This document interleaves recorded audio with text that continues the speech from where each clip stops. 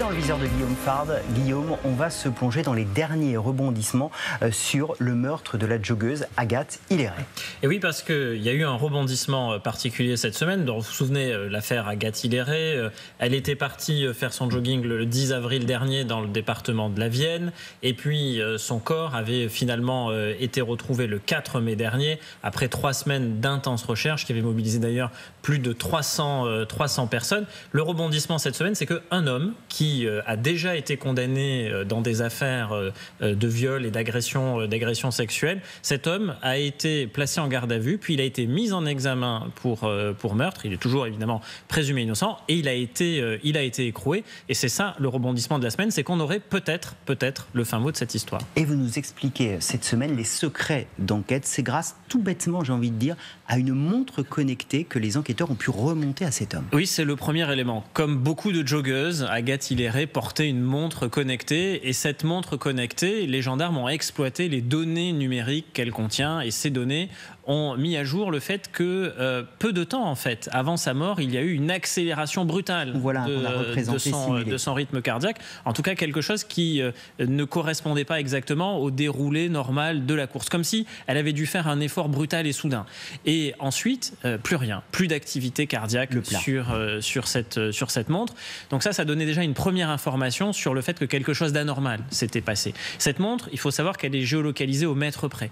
Et donc les enquêteurs ont aussi pu comparer des points GPS et voir que l'endroit où la montre a signalé qu'il y avait eu un arrêt cardiaque, en tout cas plus de battements cardiaques, n'était pas le même endroit que l'endroit où le corps d'Agathe a été retrouvé. Et donc, ça voulait dire qu'il y avait probablement eu un déplacement post-mortem. Et ça, déjà, pour les enquêteurs, ça disait quelque chose, ça a écarté la piste accidentelle et ça renforçait considérablement la piste criminelle. Mais il y a un deuxième élément, c'est la téléphonie. C'est-à-dire qu'une fois que vous êtes quasiment certain qu'il faut regarder du côté de la piste criminelle, reste à savoir qui. Et donc là, vous regardez les bornages des téléphones. C'est ce qu'ils ont fait en faisant cette zone de recherche, cette zone de bornage. Et dans cette zone, vous allez regarder les numéros qui ont accroché les différentes antennes relais. Et donc ça, c'est un énorme travail. Mais parmi ces numéros, parmi les informations que le bornage a révélées, il y avait un homme qui, lui, figurait au fichier des délinquants sexuels, qui avait un alibi qui était un alibi un peu fragile. Cet homme, il a été placé en garde à vue.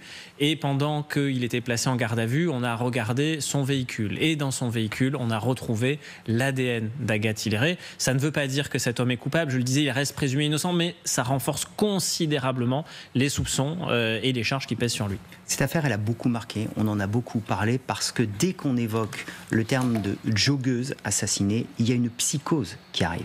Oui, parce que la joggeuse, d'abord, c'est une figure par essence un peu vulnérable. C'est la femme seule qui va courir dans une zone plutôt reculée, plutôt isolée, généralement des bois, qui n'a pas véritablement de moyen de fuite si elle est agressée, à part prendre un peu ses jambes à son cou. Et malheureusement, la plupart du temps, les agresseurs parviennent à prendre le dessus. Et donc, il y a ce côté un peu interchangeabilité des victimes. Il y a par association beaucoup de femmes qui se disent « mais ça pourrait être moi, dans les bois, qui me fait agresser ?»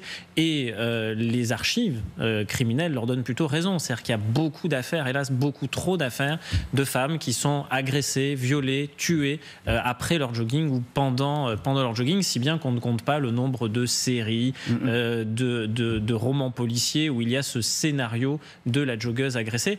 Au point d'ailleurs que cela a inspiré un certain Jonathan Daval qui avait, vous vous en souvenez, dans l'affaire de la disparition de sa femme, qui en fait était le meurtre de sa femme, avait au départ essayé de construire un scénario autour de sa disparition pendant un jogging.